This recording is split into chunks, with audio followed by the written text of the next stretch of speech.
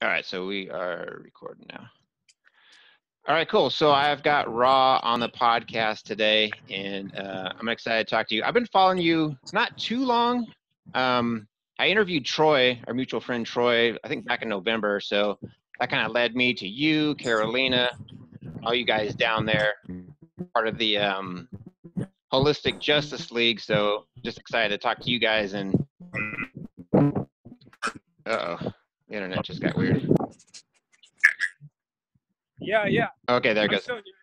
Okay. Yeah, so I'm just excited to talk to you because you're doing some things that are pretty extreme, pretty out there, and I don't necessarily agree with all that, but I'm just interested to talk to you and just see how you got interested, how you're on your health journey and all that stuff. So just want to say thanks for coming on. Yep. So can you hear me all right? A little bit, yeah. It's kind of choppy. Okay, I think I'm gonna get to a place where there's no wind. Hi, everybody. This is how we do it, man. This is how you do it. Right here in a second. Yeah, I'm walking through Santa Monica right now. Okay, right. So how is this? Can you hear me good right here? Yeah, that's good right there. All right. Okay, so how did I get into all this stuff? I used to own gyms. Yeah, because you were a CrossFit guy, right? Yeah. Yeah, I was an everything guy, and I still am. So I've been studying about the human condition my whole life.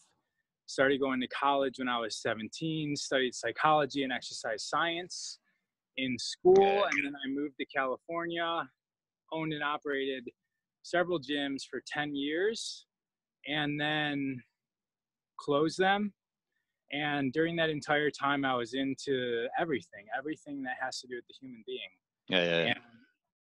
And I've developed a practice and a gnosis of the human body that's integrating everything that I know. So like the psychology, integrating with the physical, integrating with the energy of this reality, energy beyond the earth, energy beyond even this physical realm, and how it kind of all ties in. I'm starting to get a sensation for it. It's taken 15, 18 years to sort of be able to loosely grasp the bonds between how everything integrates together into what we know of as life and our body. And so that's kind of what you've been seeing a little bit of. A little bit's crazy. And I mean, I have to admit, I'm kind of in the dark, there's not really a lot of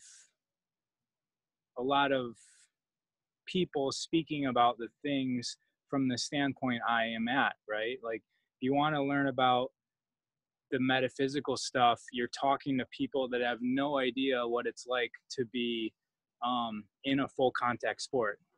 All right. If you're talking about ancient technologies, you have to go to people that it's like all different sorts of avenues that I'm trying to digest into one. Right. Holistic. Yeah, it's holistic. Yeah. Yeah. So that's where I'm at. I see the body as many things, and I also don't have the attachment to life. When I was a health professional for 10 years, where people were, I owned gyms for 10 years. So I was actually being paid to be a health professional for much more than 10 years. Yeah, as a personal trainer for a couple of years myself. Yeah. Yeah. The whole thing is about performance and staying alive and staying vital to do the things, because you only live once. And I don't think I have that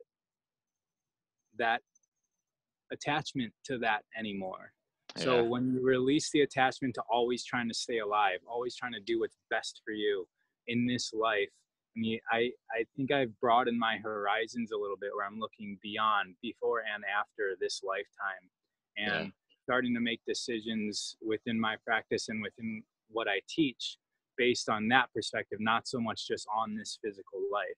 Right. Well, I think that there's so much more than just eating vegetables and doing the bench press, right? There's like very physical aspects you can do, but there's so much more just emotionally, spiritually, energetically, what you can do to just uplift your consciousness and, open your third eye, the pineal gland, and then, yeah, you can enhance your performance so much more if you tap into those energies and those ways of doing things. And a lot of people don't know about that stuff. So I'm just excited to watch you because you're kind of tapping into those areas that nobody's really researching or they're afraid to explore. So yeah, it's cool to see you do it. Yeah, But go ahead.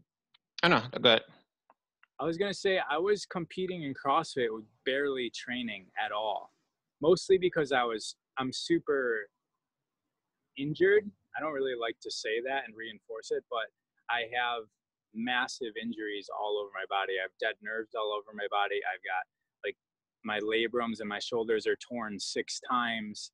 I've got massive muscular imbalances, and just working out kind of hurts. Yeah, so yeah. I hear you, man. Getting old too. Yeah. So for 6 or 7 years, whenever I was competitive in CrossFit, I was the highest ranked male in Los Angeles that entire time. And I had to kind of prove that, because that's the Western way. And so I figured out a way to still go to competitions and still win them and or place really high based on getting energy and getting a capacity to perform outside of just simply training and eating well. All right. And I sort of stumbled on all that stuff accidentally. Like I didn't know that hanging out at the beach all day was going to make me perform better. Right. I thought that staying inside in the gym, doing squats and deadlifts and cardio and all this stuff all day long is what makes you perform better at those things. But when you start looking at the body as like an energetic voltage system, actually there's other ways to charge your battery. There's other ways to make yourself more powerful. And I started off with like the sun, air, earthing, taking in water that's going to be structured precisely in my body, and meditating. Those are the foundations, but it goes much, much, much beyond that. Oh yeah. There's so many avenues and rabbit holes you can go down. It's pretty much endless. But yeah, you're doing the sun gazing, the earthing, which is something I haven't really incorporated yet. But I wanted to touch on something. So doing some research to interview you, I kind of listened to some interviews you've done in the past, and you were just talking to some guy. This is totally off subject. Some guy, and you guys were talking about I don't know, orgasms in Egypt or something. And you briefly mentioned Mount Shasta. And it's funny you said that because I go to Mount Shasta every Friday for work. And I always heard there was like an alien base underneath the mountain or something. Like, what were you referring to? How come you brought it up? What do you know about Mount Shasta? Is like an energetic field there or some kind of vortex or something going on there? Well, I mean, when you look back into the ancient civilizations like Atlantis and Lemuria, Yeah. and you really either look at the ancient the historical texts or what we know, which I haven't really got into the text of Atlantis like that's come through the history books. I just kind of know spoken word, and I also have researched a lot of people that channeled entities from Lemuria and basically have gotten a first perspective story on what happened in the destruction of Atlantis and the destruction of Lemuria and why.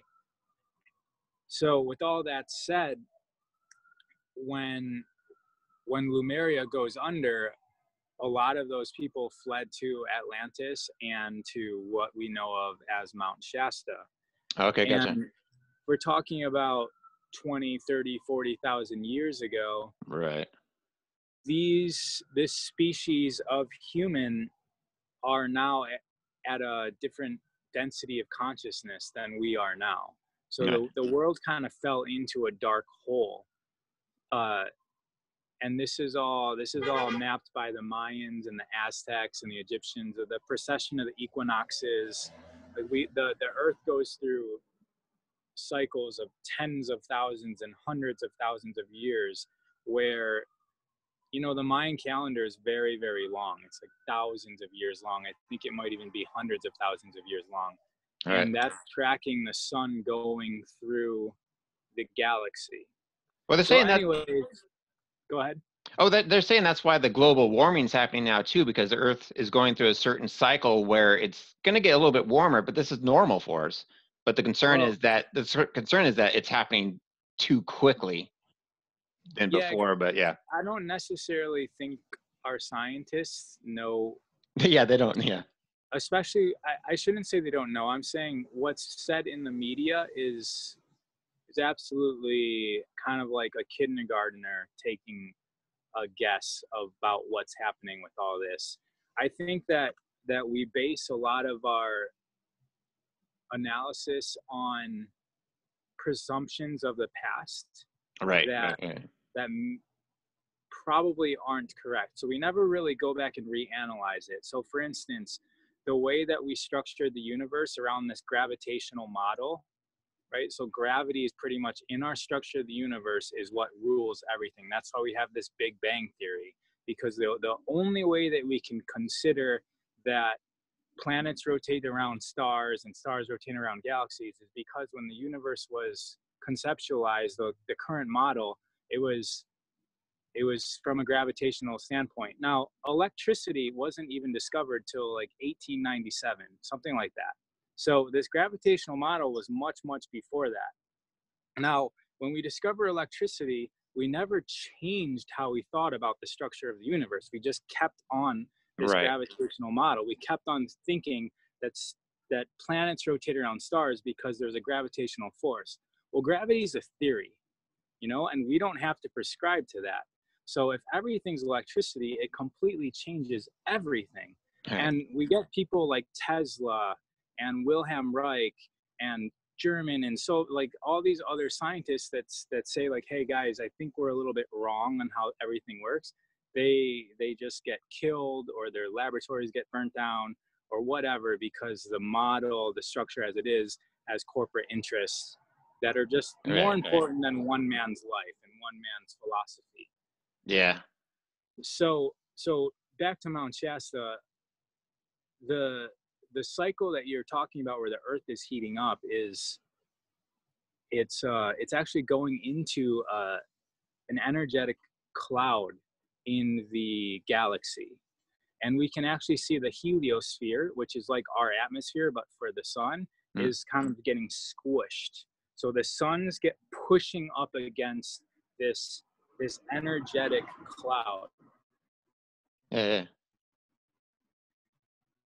And all of the planets are changing, close changing in massive ways. And once that sun pushes through, the entire sun's going to change. It's going to become a different frequency of light and energy coming off of it. And at this point, according to a lot of ancient scriptures and texts, and just even the premonitions of the future, that they say that there's going to be number one, a solar flash or fire. You know, the Bible says there was a flood, and next time there's going to be fire that takes out everybody. So there's a lot of stories about a future fire or solar flash that essentially changes everything. All right. Probably kills a lot of people, but that word kill is pretty much means you just graduated from this existence and you're going to relive as something else. So back to Mount Shasta, the Lemurians are there, probably not within this density or this dimension of existence. And so if you are not tied to the physical laws that we are agreeing to and we are creating, we as a people, then it opens up the possibility to know, or to believe, however you want to structure how you think about things. It opens up the possibility for you to know that they are sort of living interdimensionally, but like underneath or inside the mountain. Right. There's a Yeah. lot. There's a lot about caves being in the inside of the earth, like inside of the crust, Right.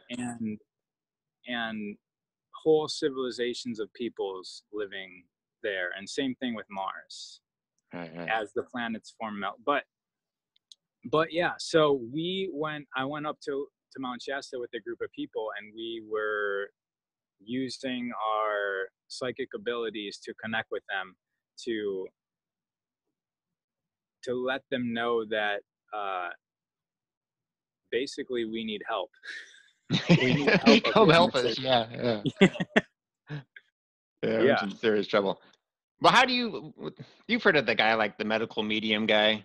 What are your thoughts on people like that? Because I see someone like that, I'm like, that's bullshit. He's just trying to sell a book. I don't buy it. I don't buy it.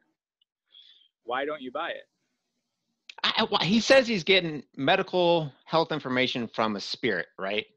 Mm-hmm. That just sounds retarded, because if this spirit was intelligent enough, okay, because giving us medical advice, that's just treating a symptom of something else worse that's taking place in society, the mind control indoctrination, which is leading to all our health issues.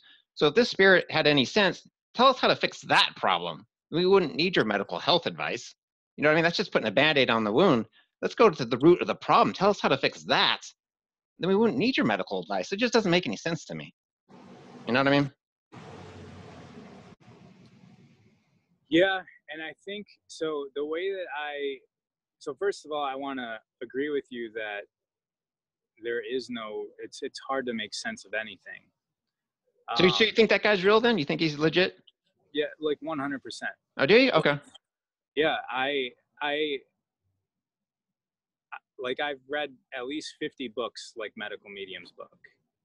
They're everywhere, and they've been throughout all of history. Like the ancients, the royalty always used oracles. They always used oracles. Right. They always used people that were tapped in, and sometimes they were tapped in because they used psychedelics, or they're getting high because they were in some sort of volcano where there's gas coming up, or like there's all sorts of stories about how these people became connected, and the connection is always different. Sometimes they're linked up to an entity because that entity is also them. You know what I mean? And it's all different levels. And so you're talking about, like, if it was really the Grandmaster Spirit, why are they concerned with like somebody's kidney cancer? Right. You know? And I just think that the linkage or the connection point is connecting to some sort of being that is at a different perspective. So we can, the perspective of like the source, right? What we call God. I think it's a very Western way to think about that. There's like one God. There's us living as individuals, and then there's just like the universe. And there's not, like, that would make zero sense. That would actually make zero sense. There would have to be a bunch of different, like a scale of levels of consciousness between us and that. And even below us, you can see representations of this scale, because we've got plants and animals as like one level lower than us, and then we've got the earth as like one level lower than that. And then, so I mentioned Lemurians and Atlanteans, they would be one level higher than us. And I can tell you how our route will be from here to there. And basically, this is all explained in the Law of One series, which channels Ra, actually, from what we call in Egypt. It channels that entity. It's a group of scientists. I think there's 2 scientists and 1 lady who's in a trance state, and they record. They have to record her on 3 different. They recorded her on 3 different microphones, because in case 2 of them broke during the session, they wanted to make sure they had exact word for word transcription. It was completely scientific, and there's 6 books filled. Maybe 5 books. There's 4 books and then an extra one with notes. There's 5 books filled with descriptions of different entities that they were able to channel with this woman as an antenna. and most of it has they're channeling Ra. And he explains the different levels of consciousness. And it's really interesting because when you look at where we are now, the next level is basically a one world mind, where if I learn something, everybody else is linked up to it. The hive mind, yeah. Yeah. And so that's the next, and that happens with harmony between our hearts, you know. But from a technological standpoint, we're kind of doing that already with the internet. So we've in a way developed a technology to ascend us to that level currently. Yeah. And so these books were written in like the 80s, right? So they didn't, I think the internet was barely starting off then, but really, like, yeah. Do I believe in the medical medium? Yeah. And I read his stuff, and as a health professional, it all makes sense. Actually, to tell you, I stopped consuming protein, like, because of him about 2 years ago. I said, you know what? I'm going to see how much protein. I've been thinking that I need protein my entire adult life. That brainwashing, yeah. And I was like, how much protein do I need? And so I quit. I was basically on purpose eating as little amount of protein as I could, probably less than the medical medium was advising, because he was saying 7 to 8% protein. I was pretty much like just vegetables and carbohydrates. I'm just trying to plug in my phone. Yeah. Well, so we can move on to the next subject, but yeah, it's interesting stuff, because we really have to open our eyes to some of this. Like, I don't know if you've talked to any kids recently that are like just starting to talk. There's a lot of them that are still kind of connected in to the astral realm. And oh, well, that there's a great story that I love telling. There's a mom. She's doing some dishes in the kitchen, and in the other room is her 3-year-old and her newborn. And she can hear him in the other room, and the 3-year-old's talking to the baby. And she heard the 3-year-old say to the baby, "Tell me again what heaven's like. I'm starting to forget." Yeah, I've heard of this. Yeah, right? that blows my mind. What's that? Is there a video on that? I don't know where I heard that from, but I just love that story, because it just tells you, like, when we first come into this world, we're highly attuned, we're connected, but then, you know, soon thereafter, you know, we lose that. We lose that because of, you know, food suppression, drugs, vaccinations, what have you. But yeah, you lose it very quickly. So I just find it fascinating. Yeah, man. And I know people that still have these powers. Yeah. And I'm sure if you just go to the health food store at Mount Shasta, 3 out of 5 of those people will either be one of those people or like good friends with somebody who has these powers. Because Mount Shasta is an energy vortex. You know, just like the chakra systems in our body are just kind of starting to be proven by Western science. Right. Energetic meridians are just starting to be proven by Western science. Well, the Earth itself also has energetic zones, and there's lines that spiral all over the Earth. The Schumann resonance, yeah. Yeah, there's that, and then there's also the Earth has chakras, and Mount Shasta is one of these highly energetic places. So is Sedona. So is right the Big Island of Hawaii.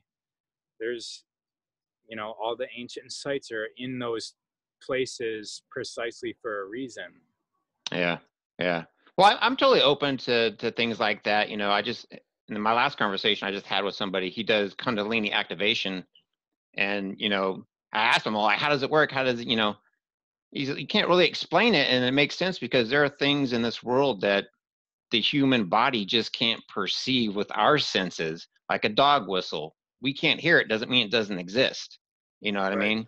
There's certain things that there's, you know, whatever the I forget the certain ultraviolet, like, you can't see it, doesn't mean it's not there. So things are taking place, we just can't perceive with our own physical being, our own nerve endings, our senses. So I'm open to stuff, but some things I'm just like, I got to question it. So yeah, our sensations are tuned to this physical reality, the Kundalini awakening or rising thing is, you know, I've talked to several people.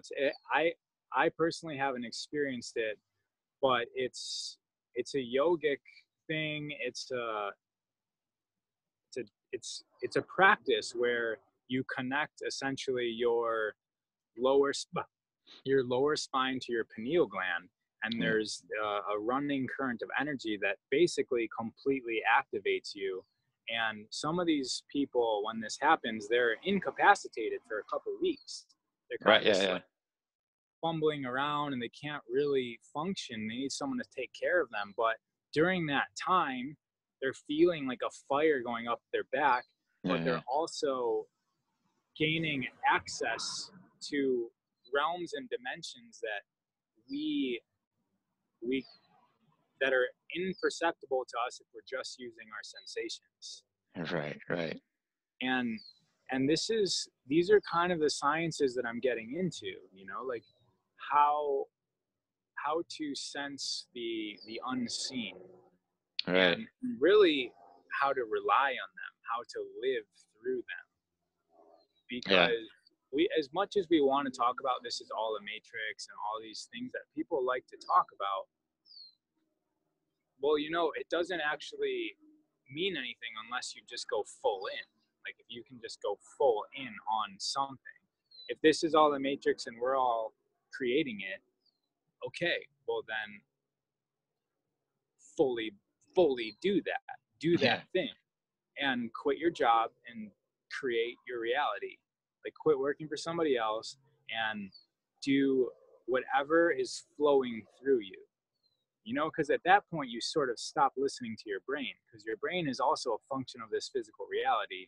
And what you need to do is just use your spine as an antenna and download information and make decisions. Just use your brain to make decisions on,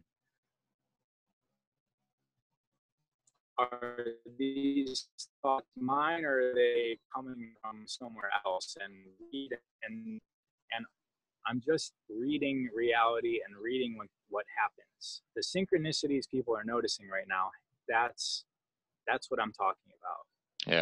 Yeah. I know you mentioned before, you just said the word antenna. I know you talk about hair being an extension of the nervous system and antenna. I lost mine, man. How do I get it back?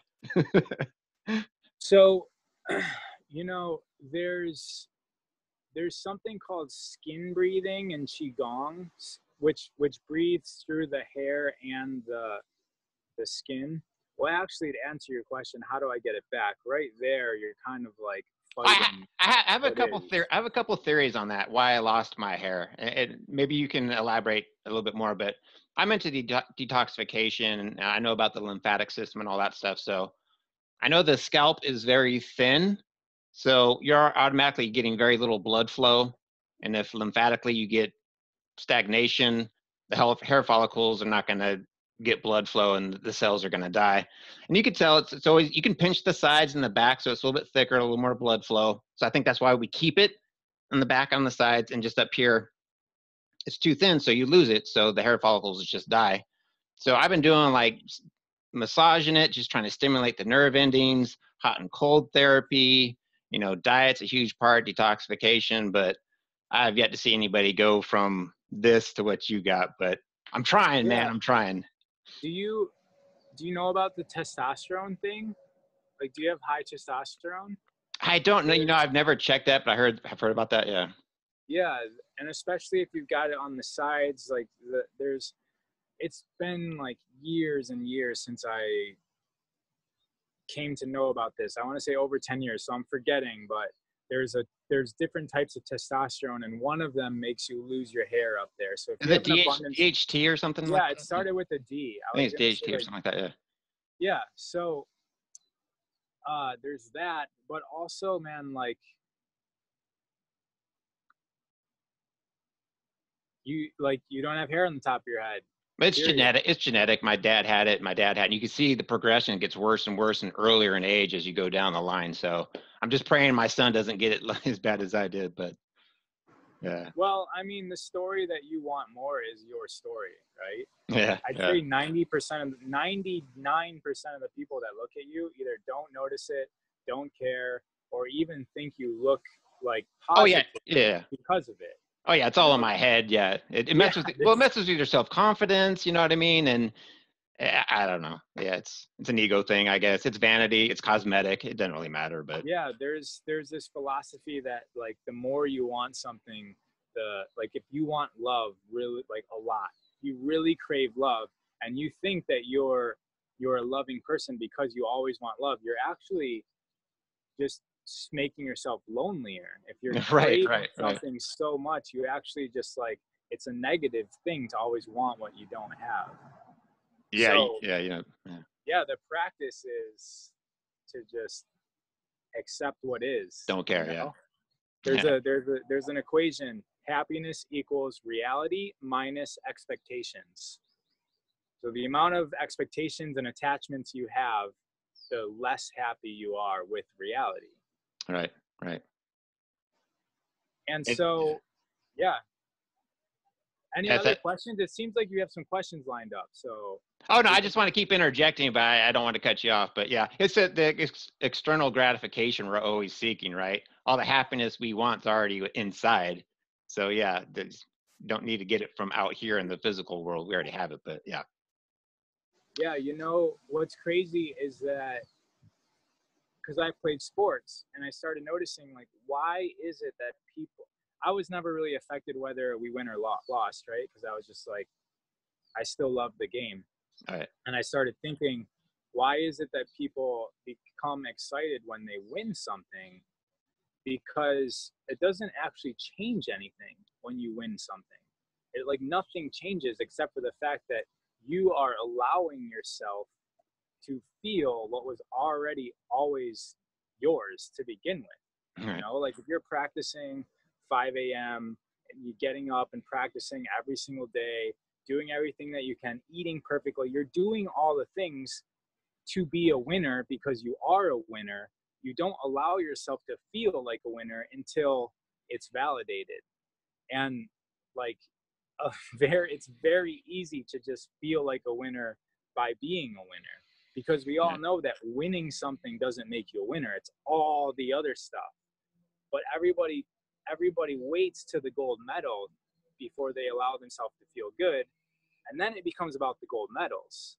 And that's why a lot of athletes get into drugs, and not saying All all right. of them do, but like you just hear stories of high performers kind of going wacko because they're associating their success and how they feel about themselves with the thing, you know, with the sold out concerts, with the record breaking movies, with the, and it's just like they're so good at what they do, but they never allow themselves to feel that way because they're just chasing and chasing and chasing.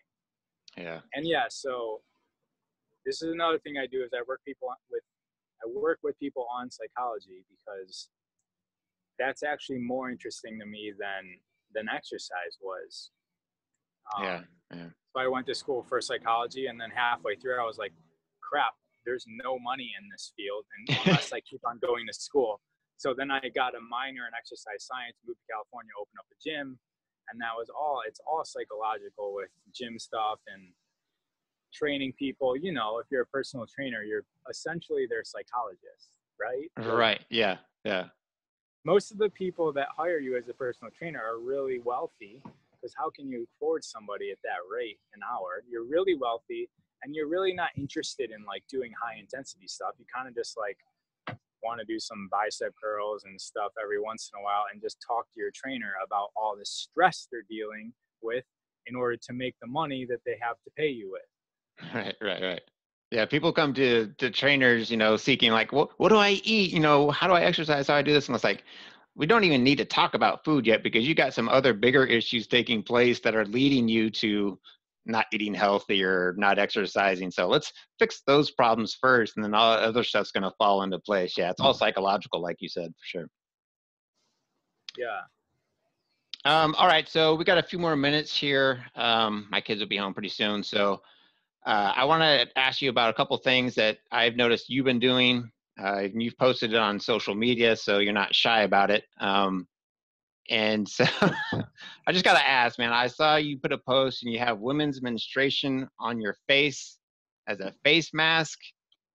I got to ask, man, that because you do the urine therapy as well. And I kind of wrap my head around that. I've never tried it, but this takes it to a whole nother level, man. Like, what the fuck? What are you doing? Well, first of all, thinking about it, it seems like it could be disgusting. But when you just do it, it doesn't feel weird at all. And when you actually think about this, what it is, like what is menstruation blood? Like this was supposed to create a life, you know? And so there's power in the blood, and there's even power in our own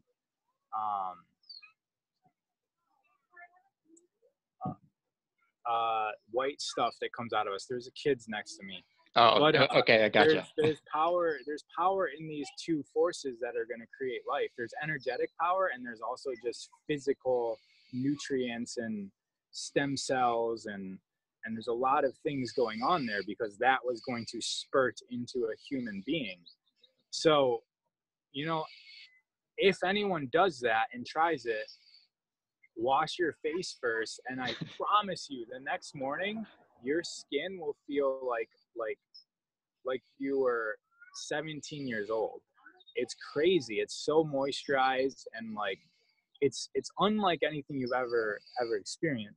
Well, I've heard the people doing the urine therapy and bathing in that and stuff like that. So I've heard that before. This took it to a whole nother level, but it just, I don't know, it doesn't make, like, see, my background and what I've learned with detoxification, like urine, the kidneys, that's elimination. That's waste, metabolic waste coming out of the body. So it just doesn't, I can't wrap my head around why that would be healthy to re-ingest it.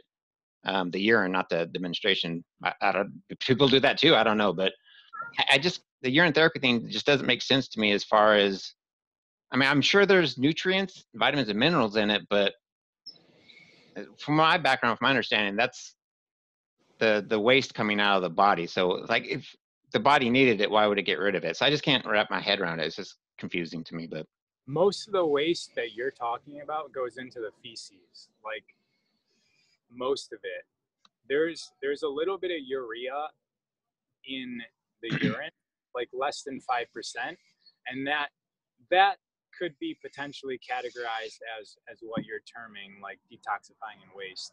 Yeah. But most of it is really just the body. The kidneys are balancing the levels of the blood, and so it's stripping out of the blood all sorts of things, but it's also stripping out a lot of nutrients, a lot of things that we just have too much of. And so if you're re-ingesting it, it's kind of just like a power shot of nutrients that are perfectly tuned, and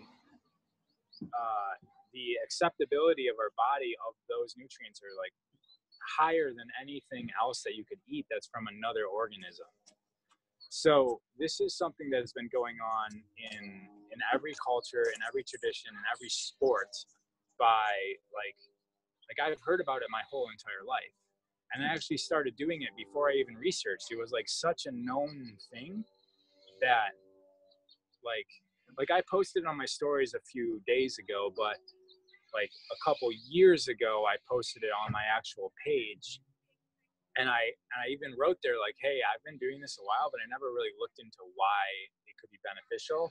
And I copied and pasted somebody's dissertation kind of on it, which is actually, I'm at his seminar right now today. The same guy who I copy and pasted from that post. I'm on lunch break right now doing this podcast because I'm learning from him. Montauk Chia. Yeah. But yeah, it's just one of those things where, you know, like, to give you credit, like, I don't know, you know, like I just don't know. Yeah. And like, you kind of like, someone like me has to believe that it's going to be good for me for it to be good for me. So if like you still have that thing where you're kind of like icky about it, then like, yeah, I would listen to that more than I would listen to like some guy on Instagram, you know? Right. Yeah. Well, there's a But there might be a placebo effect taking place too. I'm not sure, but I just always wondered if it's, you know, because like my dog pees on the lawn, it burns the grass, it destroys it. So I'm like, well, how can that? It's acid. It's, you know what I mean? It's acid coming out, so it can't be healthy to drink. So, you know what I mean? no, I I don't, know exactly what you mean. I don't know. And yeah, I'm just all about experience. So I'd I rather, think that's what it comes down to. Does it work for you or not work for you? Then it doesn't matter what the science is or physiologically what's taking place. Is it working? Is your experience beneficial? That's what it comes down to. You're right. yeah, and it's about tuning into like when I make the decision, like why was I exposed to all of this knowing and hearing about different stories my entire life? Like it feels right for me. Now, does it make it right for me or anyone else? I don't know. I still have my name tag on. Yeah. So the menstruation thing though is it's just on my skin, you know. And actually, we receive a lot of nutrients and information from our skin, but ingesting it is another level also, which I haven't gone to, because what it's supposed to do is actually like eternally and like multi-dimensionally, multi-lifetime bond you to this woman. And it used to be like an old thing that women did to their men is they would put some of it in their soup or whatever, and it'd be like that's like a love spell essentially. Right. That's So witchcraft, man. Witchcraft. yeah, and actually, speaking of channel text, there's a book from the Palladians that talk about the drink of immortality being semen mixed with menstrual blood, and that's the ultimate elixir. Right. Well, my wife already told me, man, if I start drinking piss, it's a deal breaker. She's out, man. She's out. So if I come around the corner with blood on my face, she's gonna be like, "Oh, hell no, hell no." Yeah, But I love it. But I give you props for doing it, man. You try it and you put it out there on social media, and you just don't give two shits what people think, because you're doing you. You're doing your path. What's working for you, and that's what I love about you, man. You just don't give a fuck. You just like, hey, this is me, and this is what I'm doing. So I think it's awesome. I love it. yeah, we have to live this way, you know. Otherwise, we're not living for ourselves. Yeah. Oh yeah. I've gone down that social media rabbit hole trying to do what other people are doing and try and live their lifestyle, and not intuitive whatsoever to what I need, what's beneficial for me. And that got me all fucked up. So I'm trying to recover from that and just, yeah, be more intuitive to myself. So we got to start wrapping this up, man. Final words. I got two last questions for you. If somebody out there is struggling to make change, to better their health, to uplift their consciousness, but they're struggling, any words of advice, like what can they do today, kind of a practice, or just any advice you can give them? I mean, the easiest thing is to make sure you're getting enough sunlight and putting your feet on the earth. You imagine there's like 1,000, I think there is 1,000 lightning strikes on the surface of this planet every single second. And so the surface of the planet's electrified, and our entire body is also electric current. And so if we're running low on energy, if we're running low on motivation, it's because our battery's running low. And that's where depression comes from, right? Like when we are depressed, external forces are stronger than our internal force, and we become depressed. Like that's literally what that word means, depression. And so in order to get over the depression, whether it's health reasons or mental reasons, we have to really start with the foundation. And what we're made up of is sunlight, earth, air, wind. No, air and wind are the same thing. Air and this other etheric force that sort of is the information and the map of how our body develops into what it is.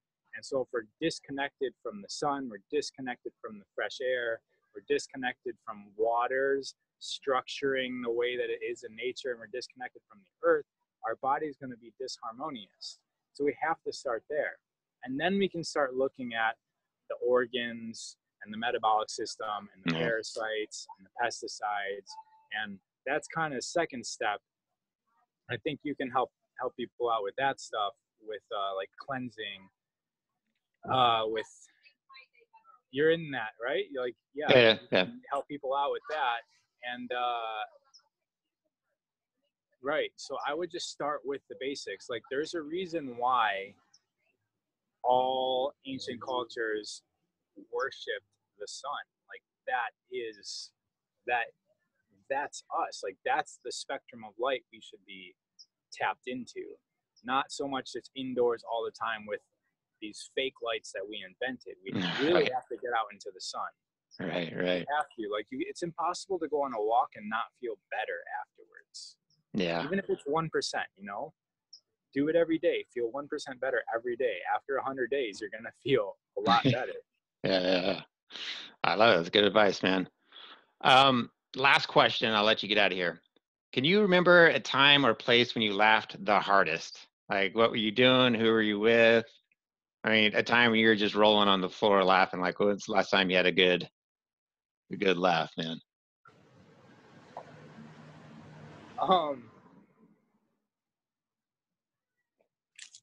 Yeah, actually 2 times this came up, but I don't remember why I was laughing. It was just, I guess one of the times was with two of my very best friends who I wasn't really seeing very much, right? And we all just got into a room together. And I think it'd been like 5 years since it was a guy and a girl, 5 years since they've seen each other. And yeah, it was this man, I wish I could tell you what we were laughing of, but I can't remember. It was like minutes of just laughing. Right, And right. I think it was just like all of that connection that wasn't being fulfilled of us being apart, and then getting into a room, getting over that whole like awkward stage, and then getting into the flow, and then just fully just like attaching onto each other in some sort of conversation, and then it sort of bursting out as laughter. Right, right. So that was yeah. All That's a right. good question though, because I relived that. Thank you. Nice. Yeah, yeah. Well, sometimes you can like, there's people you know your whole life, and then you separate for a while, and you come right back, and it's like you don't skip a beat, like nothing changed. You just get right back into the groove, whether that's with humor or whatever. And then, yeah. And sometimes words don't need to be even said. You can just look at someone and get that connection, and you can just start laughing, get the giggles, and yeah, it just goes from there. But Right, and that's how it lasts, because you're just laughing, and that's yeah. all right, cool. If people want to connect with you, Raw, what's the best way? So I've got Raw of Earth, which is raofearth.com, which is a lot of my stuff's there. All my channels kind of flow through there. And on Instagram, I'm raw_of_earth. Yeah, I've got a lot of different things going on. I've got psychological programs. I have a complete Instagram and YouTube on psychological programs. I've got like a daily practice. Then I've got kriaoftheweek.com, which is I'm actually prescribing physical exercises to tap into our non-physical energetic power. Yeah, I've got a lot of stuff happening, a lot of free content going on. The Kriya of the Week is a paid membership, $11.11 a month. Okay. But yeah, the rawofearth.com and my Instagram is where everything is. Okay. Now, are you working with clients specifically, working with people one-on-one, or no? So I've got most of my energy going towards the internet because I can reach more people. I generally, yes, I will work. I am working with people one-on-one, but I'm not really being hired by the hour. Right. Okay. It's a whole big, huge, expensive thing to grab me one-on-one. But the answer to that's yes, if the resources are abundant. Yeah. I hear you. So just reach out to you on social media, just like I did to you. I'm like, hey, I saw what you're doing. I like the stuff that you're promoting and being an ambassador for. So yeah, just reach out to you on social media and just connect and say hello, and then yeah. And man, you get to go to Mount Shasta. Do you fill up on the water there? I wish. I haven't yet. I know they have some springs there. I want to go check out the springs. You Yeah, know where Weed is? I stay in Weed. Yeah. It's super easy. It's just at the Mount Shasta City Park. Like, you just literally drive in. It's called the Mount Shasta Headwaters. And you just drive in, park your car, grab your 5-gallon containers, and just stick them under it's like you walk 10 steps, stick them under the water, fill them up, put them back in your car, and drive off. Like, just Google it. It is the most amazing water, like maybe even on the planet. It's one of the greatest sources of water.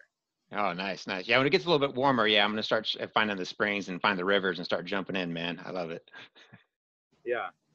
All right, well, cool. All right, well, thanks for coming on, man. I appreciate it. And there's so much more I want to talk to you about, so hopefully you indulge me and come on again on a future date. So I appreciate it, man. Of course. All right, have a good one. All right. Thanks, buddy.